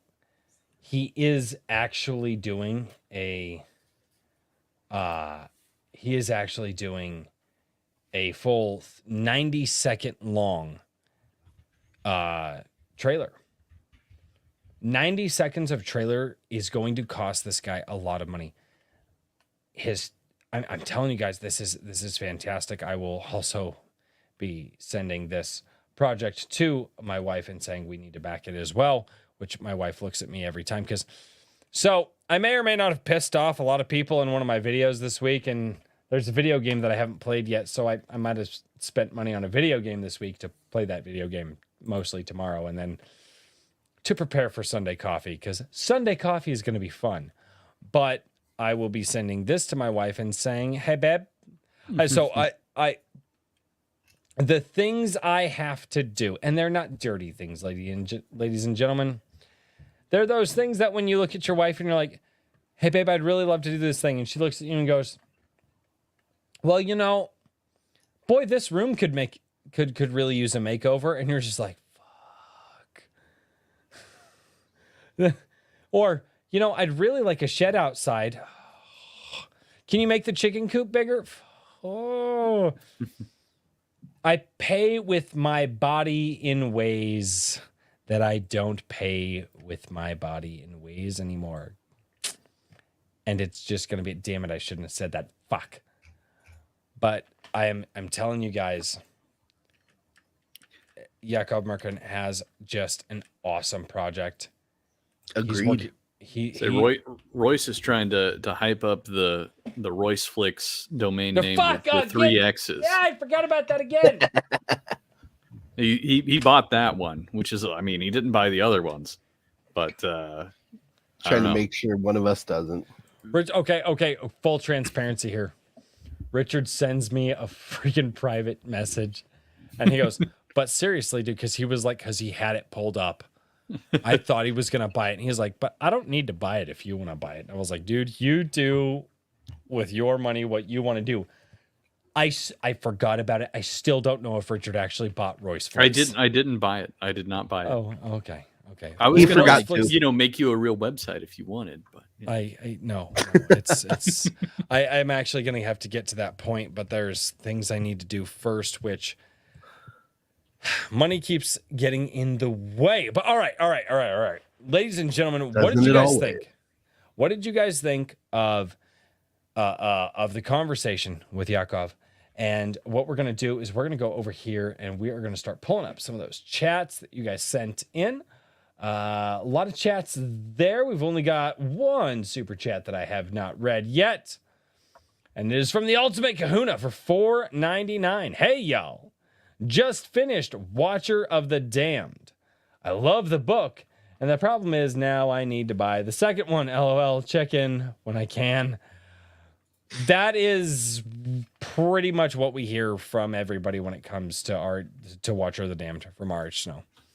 People are like, we reread the book and we have to buy the next one. I've not even heard, and my Gilded is open and they'll go back and forth with people about what they liked about books, what they didn't like about books. I've not even heard middling reviews. I don't know if you guys have, but I like Watcher of the Damned from RH Snow. I've not even heard like mid-level reviews. People who see it are just like, they're just like, we love it. We need the next one. It's great. I want it. And I'm like, yeah, I don't know. I wish I need to pick it up as well. Raving Dad Gaming, for just a regular chat. So is a possible animated film going to be made for this? All right. So Yakov, when you are watching this, that is a question for you. So is a possible animated film going to be made for this?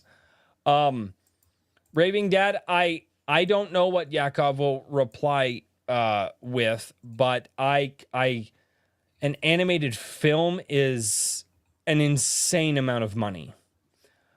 Even if it was just he and his artist, a full, what would you say an animated film is? 60 minutes, 45 minutes, 60 minutes, something like that. It's just a short. Minimum.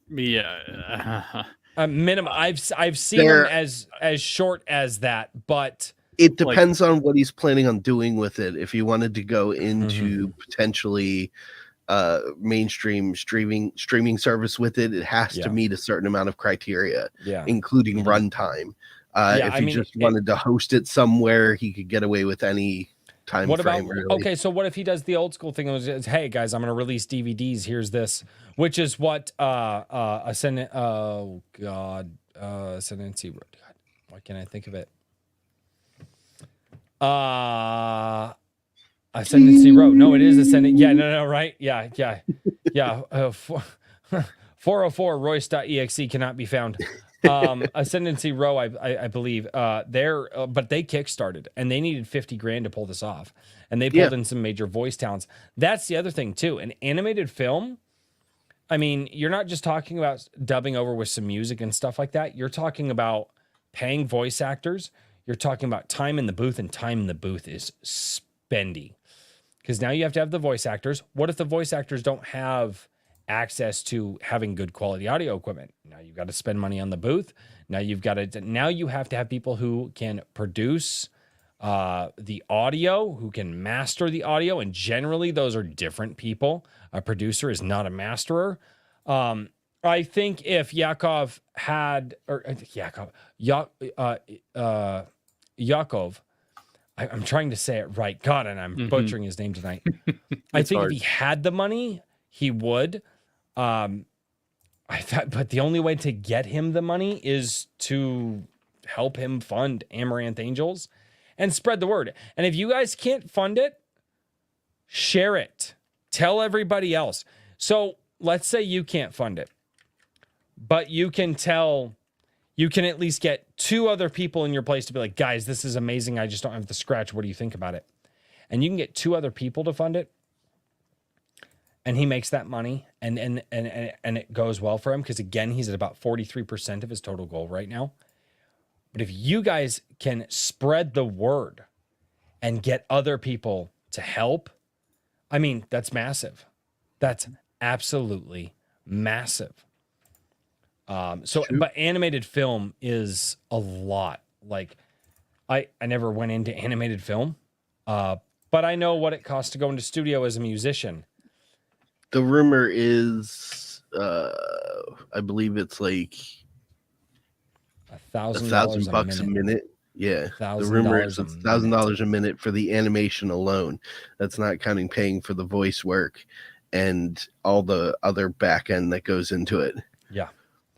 Yeah. So a 90-minute, I mean, well, it might be a little less expensive with the way that technology has gone. If you're in the indie area and you're looking for, hey guys, I need some people who are doing voice work. You're just getting into it and you want your breakthrough. Like, you might be able to get it cheap there. At the top tier level, it's $1,000 a minute just for animation. So $90,000 for an hour and a half. Just for animation, not including voice actors. Once you include voice actors, once you include potential script writers to help you finish your script, or even editors.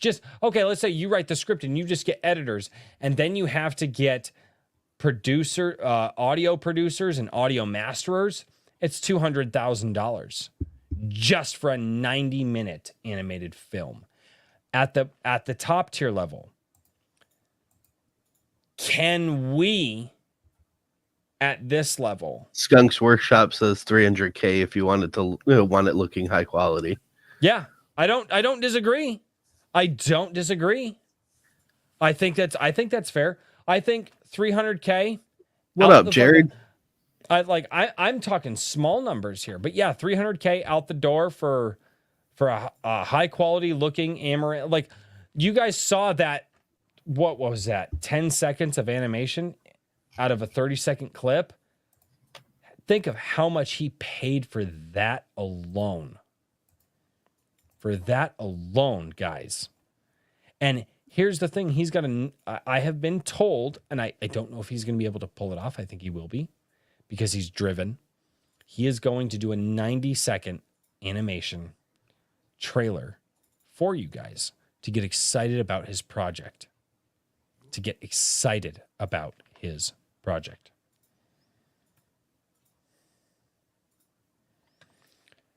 Why is everybody going in Twitter jail this week? That's like the 3rd person in our community that I've seen that went in Twitter jail this week. I don't know. I heard that there was like a ban wave that was going around. I'm not sure what the deal is. And they rolled out like new reporting features. So. Yay. All right. So, Yakov, if you could afford an animated film, would you? Do you have plans for that? Is that something that you want to piece together over the course of years? Yakov. God, I'm sorry. Mr. Merkin. I've told Merkin is fine, but I don't say Sir, answer down in the comments of this in the VOD when you are able to. And I will probably read them. All right. Herman P. Hunter, the Lore Forge. Add a drink with crazy. Can you ask Yakov about whether you should buy a goat? This is why we shouldn't read anything Herman posts. But that would be dishonest. I tell people that I'll read their chats. Like, should I start making exceptions for people? Raving Dad Gaming. 2 things here from Raving Dad Gaming. They're not in order. This one, I'll read the earlier one, and then I'll read the later one. 6 stories in an arc, or 6 different stories? I believe it is a 6-story arc. Yakov, you may respond to that, because I think that's what he said. I think that's what he said, is a 6-story arc, not 6 different stories. And then Raving Daddy Gaming also. He hasn't gone as crazy as I have. No. Well, most don't. The quiet ones are always the craziest. Raving Dad Gaming. Yakov, do you visually see the story in your head as you're working on it? If so, does it make it easier? I can't answer that question for Yakov. Yakov, I will read that one more time. Do you visually see the story in your head as you're working on it? If so, does it make it easier? Daniel, as a writer, I will pose that question to you. I do, yes. I know some authors don't. Obviously, we talked with Michael Harris, who has aphantasia. He does not visualize, daydream, or anything like that. But the majority of authors I've worked with and spoken to do tend to visualize either before or during the writing process. Depends on their stream of consciousness. Mm-hmm. I think that would be something that would keep me from being able to write a proper book. Because I am too visual in my mind. And that's just an effective, it's just a consequence of my existence. I don't know that would be such a bad thing. One of the things I've realized, at least in current year, we're the streaming video service, era. So everything is in a visual medium. And if you can tap a way to describe things in a visual medium format that's still literary entertainment, I think you could, really have something that way. And it has to do with, and I mean, I could call it ADD, because a lot of people that I've talked with who've actually been diagnosed with ADD and all that, you talk with people and I'm like, yep, nope, I get all of that stuff. Like people who've been diagnosed with all this stuff for years. I've talked with many, many other people and I experience a lot of the same things. One of the things that I would possibly differentiate me is that I tapped into it and I realized that I can actually have 2 simultaneous thoughts going on in my head at the same time. That happens to me all the time. I can have but I can have the audio thoughts and then the visual thoughts that are 2 totally separate things going on in my head at the same time. And what the funny thing is then my brain actually processes. My brain will process what's going on with the visual media as audio as well. Or as words, and then we'll process the words so it's really, God, I wish I could describe it better than that. But yeah, I can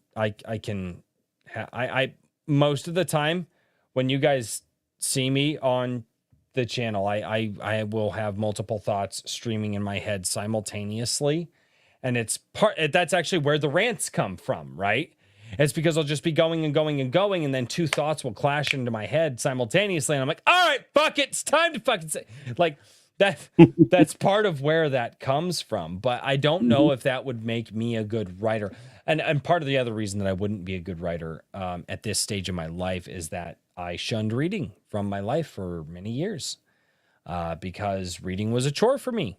I was to do the reading the same as I was to pick up the dog poop and take out the trash and vacuum the living room. And it was a chore for me, handed down by my parents, while they would sit out there and watch the Monday night sitcoms and laugh and have a good time. And I don't hold that necessarily against my parents, because oftentimes my mom would pick up a book while my dad was watching his show, and she would be reading some of the classics.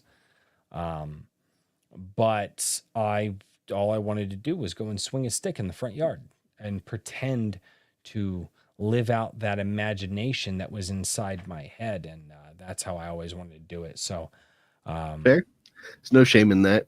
I think not everyone's a writer, man. No, I think I think if I what I would like to do, if I could, I would like to sit down with somebody one of these days and just take one of those things that I thought of when I was a kid and talk to a script writer. And I want to download those thoughts and have that person put it onto a page. And I would like to be the behind the scenes guy of a movie. And even I don't know, It's called ghostwriting, Royce. Well, no, because I like to be an active part of it. But Yeah, I don't know how that's how the process works. Well, no, but I would also like I like a lot of different like camera work and things like that too. So obviously get somebody more experienced. But no, I would like to direct a movie from some insane thing in my brain. But that also takes a lot of Jared Christman. Well, I might know a guy. Yeah, but my story might take a little bit more. My story has to do with a lot of different elements. Daniel knows the story I'm talking about. It just popped into my head. True. We have to discussed it before. Yes, we have discussed it before. All right. Frederick Gremont at A Drink with Crazy. I really like him talking about his character creation process with the artist, how he gives them freedom to contribute, and how he values their partnership. And that, honestly, Frederick, is that is a common thing for writers at his level, and should be a common thing for everybody at every level. That should be the standard. When you find someone who can work with you like that, you work with that person. You treat them well, and you do not let go of them. You hold on to them like it is the last beer out of that 12-pack, and you just want it to last. That is how you wait. That was a weird analogy. Not wrong though. Those who actually understand the process of creating something like this, experiencing doing so, get more out of collaboration than trying to control every aspect of what's going on. There was an X conversation that crossed my feed about that with a guy who was talking about how he had to absolutely control every single aspect of what was happening with his book. Yeah, I couldn't imagine trying to juggle that many plates, and I juggled a lot of plates. Thank you very much. You know what, I will say this, as when I was writing music, and we are going to wrap it up here soon, guys, because, well, we don't have a guest anymore, and we've read all of your questions and all of your super chats. But when I was writing, when I was in a band, I would come up with, I knew what I wanted to hear in my head. And I remember going up to my drummer and I'm like, okay, here's what I want to hear during this part of the song. And I'm like, you can kind of fill in, but there are certain parts of the song I need to hear this thing. And I'd go up to him and I'm like, okay, I know that when your body is like this and you're hitting and he goes, the 4 times. I'm like, I don't know what the fuck they're called. You're the drummer. But I'm like, when you are turned like this, that is the sound that I'd want to hear. And I would like mouth the sounds or clap the sounds or however I could get in this part of the song. I want to hear this thing. Outside of that, there's, do your own thing, but there are certain parts I've got to, and I actually had drummers that were able, because I was able to guide them well enough in their craft. And so what I'm trying to say is know at least a little bit of someone else's craft, of your artist's craft. You don't have to be able to perform. Guys, I can't drum. I can't drum to save my soul. But I know enough about it, and I know enough about what each of the drum pieces do, that I can guide that person to what I want them to need. More cowbell, right? We actually did have a cowbell. We never actually incorporated it into a song. But no, Royce needs more cowbell. Needs more cowbell. I can't do I can't fuck. I was actually just watching him in The Rundown with The Rock and Sean William Scott the other day. Such a good. But that would be the other thing, is know enough about a craft that you are working with from a person that you're working with, to be able to tell them, I really need it to look like this. And then like Yakov Merkin says, here's the thing, but I don't know what else to tell you. I can give you the start. And that's one of the big things that I took. And then the other thing, guys, go support Yakov Merkin because he's releasing in July of next year. And you guys could have your ad in his comic book, which I honestly thought that was the coolest freaking thing. You can join me because I'll be signing up for that. Are you already doing it? Are you doing it? Oh, yeah. Oh, yeah. Oh, yeah. No, it's... Oh, yeah. When he was like, oh, yeah, by the way, as long as it's family friendly and it's an ad for your book, that could literally go in his book with QR codes and all kinds of stuff. I mean, for $250, free advertisement, but also at the same time, let's get this guy funded because Amaranth Angels, with what he's doing, guys, we need to get there. Mm-hmm. We need to get him there. And I just shared those links down in the chat. Richard, good sir, do you have any final words for the evening? Just that if you have not, go and back Anvil issue number 2. It's still up on Indiegogo in demand, and this thing looks fantastic. You will be happy with it when you get it, whenever you get your hands on it. Do you have the link? Can I share the link? Sure. It's anvilmagazine.com. I can also just do a quick direct link to the campaign. That would be awesome. There we go.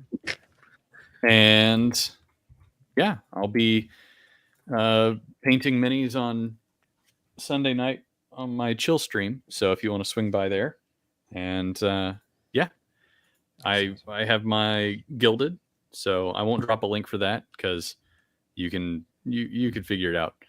And go to my Gilded. He's in my Gilded. Just add him in my Gilded, and then he'll at you in his Gilded, and then it'll be there. You go. Yeah, Guildception. That's what. Yeah, and I've agreed that if I now have like a little $5 supporter tier. If I get 5 supporters, I'll do an actual painting with a Bob Ross wig. So you guys should enjoy that. I actually have, my wife has them somewhere. They actually got water damage years ago, but I actually, when I was a kid, did painting lessons with one of our neighbors she was a painter, and she actually, for blank canvas, it was not paint by numbers. I've actually had some people like, oh, that's paint by numbers. I was like, no, it wasn't paint by numbers. I was like, what? I'm like, no, she showed me what to do.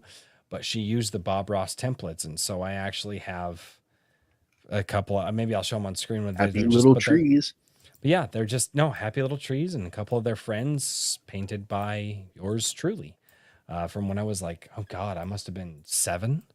But but she showed me what to do and the different brushes to use, and my wife still has them, and they got water damaged years ago in an apartment that we were in, and God, that was terrible. But happens.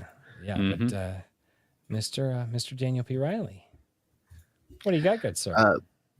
Well, I'm going to respond to Raving Dad Gaming, who asked me a question, and we were in mid conversation, so I saw it but didn't get a chance to respond. So I'll respond now.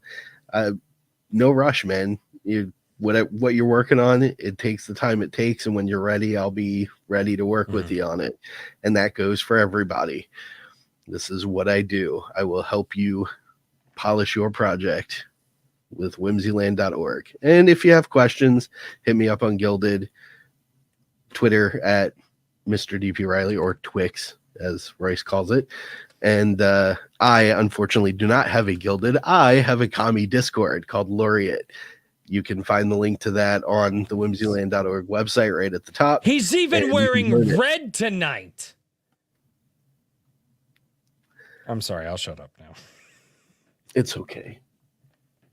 They'll stop pissing you off eventually, and you can turn back to the appropriate color. What happened to the chair? It's mad. Like I said, man, it's angry. I'm going to have to spend the week calming it down. Here's the problem is I don't even think you're going to tell me what the fuck's going on even after the stream. why is the seat of power like this? I don't understand. It's the seat of darkness now. No. Although that would be really good lore. I want to do just a fun comic, just based around the lore. Obviously, King Richard, the crown or the anvil. King Richard has the anvil. Then there's the wig of destiny, and then there is the seat of power. And it was by the great God King of old that these were all collected in one place, but have been separated, and the three kingdoms now hold possession over them, fighting for power. And all of a sudden, the three items one day seem to awaken and be sending a power across the land. And it is a young man who has to voyage and collect them together to become the new God King of the land. Or evil might take the items, and they may just rule over all of the people. I don't know. That's what I have in my head for the lore of the channel. I can get behind it. We could literally call it the Iron Age Knight. True. Yeah. As long as he has a faithful steed upon which he can, bound from rock to rock. I believe he rides maybe a goat wolf. Maybe a goat. Yeah, A goat Yes. wolf, as I've seen. He rides a goat wolf. Leolf. Yes. Goat, leopard wolf. He is highly, highly weak to big titty goth vampires, though. highly weak to those ladies. It's ladies and gentlemen, thank you all so much, and we'll see you all on Sunday Coffee. And until next time, cheers, everybody. Good night, everybody. Good night.